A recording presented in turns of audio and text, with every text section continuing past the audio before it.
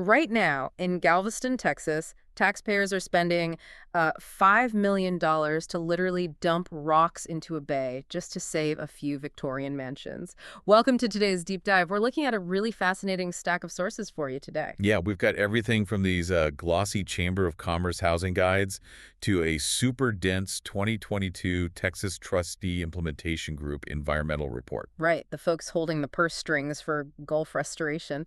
And our mission today is to explore this really high-stakes collision between Galveston's historic human habitats and the multi-million-dollar efforts to save its fragile natural ecosystems. Okay, let's unpack this. Well, the best place to start is honestly with the sheer audacity of Galveston's housing. I mean, if you look at those Chamber of Commerce guides, you're not just seeing, typical beach shacks. No, I was looking through those pictures and it's jarring. You've got these massive, heavy, ornate homes right on a barrier island. It's like an architectural time capsule where you have 1850s Greek revivals sitting just down the road from raised beachfront properties. But why build such massive structures on shifting sand?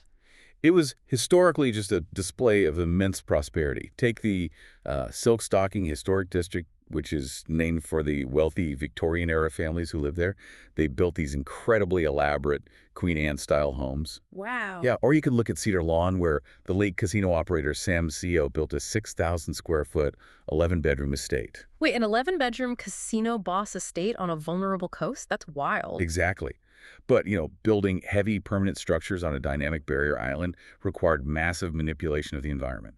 Galveston's history is fundamentally a history of environmental engineering. Okay, yeah, that makes sense. Because my immediate thought was the seawall, right? Yeah. That massive 10-mile-long, 17-foot-high concrete barrier. We think of that as the ultimate defense. Right, it's the most visible defense. But what's fascinating here is that the concrete wall is basically the last line of defense. The island's survival actually relies heavily on the mud and vegetation sitting in front of it. Like those nature preserves in the report. Exactly. Places like the 685-acre East End Lagoon and the 6-acre Dos Vacas Muertas Preserve. Wait, so how does a 6-acre nature preserve protect an 11-bedroom mansion better than a 17-foot concrete wall? It's all about friction. Coastal wetlands accumulate sediment and create drag.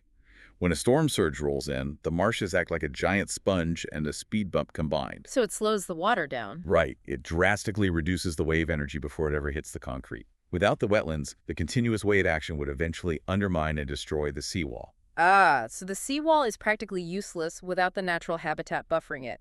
But reading through that Texas trustee report, that natural buffer system took a catastrophic hit, didn't it? It really did. Specifically from the Deepwater Horizon oil spill.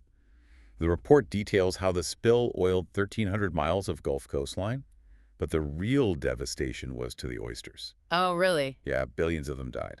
I know oysters filter water, but how does an oyster dying lead to a Victorian home flooding? What's the mechanical link there? So oysters cluster together to form massive hard reefs in the shallow water.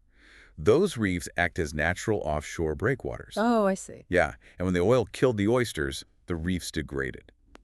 Without those reefs breaking the incoming waves, the water's energy hit the shorelines at full force, which caused shoreline erosion to accelerate dramatically. Wow. Okay, so the waves essentially just chew through that natural sponge, which Right. brings us back to that Texas Trustee Implementation Group and their $39.19 million restoration plan. They hold the funds to fix this, right? Exactly. And it's a 13-project plan, but their strategy isn't just pouring more concrete. Right. For example, they're spending $3.3 million to acquire 350 acres on Follett's Island, purely to prevent it from ever being developed. Preservation by acquisition.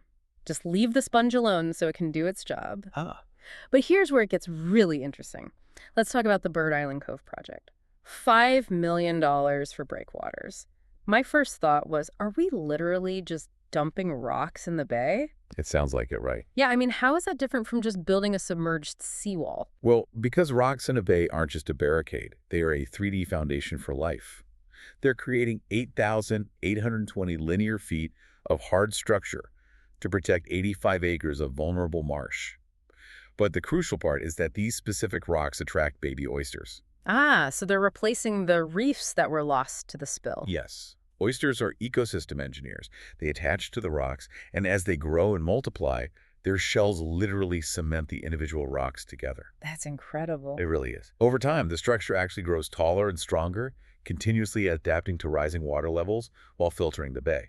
That's brilliant. So it's not just blighting the water, it's rebuilding the ecosystem's own immune system. Yeah, So what does this all mean? It means Galveston is executing an incredibly delicate balancing act. We are engineering the survival of a fragile coastal environment, basically just to preserve a rich, stubborn human history of architecture. exactly. If we connect this to the bigger picture, it proves you can't just separate the built environment from the natural one. The survival of those Victorian homes is entirely dependent on the survival of an oyster. It's such a wild connection. And it leaves you with this thought.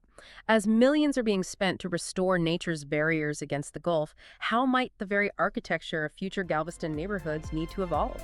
I mean, if we know the coastline is shifting and vulnerable, maybe the next generation of homes won't be about hiding behind a breakwater, but actually learning to adapt and coexist with the water itself.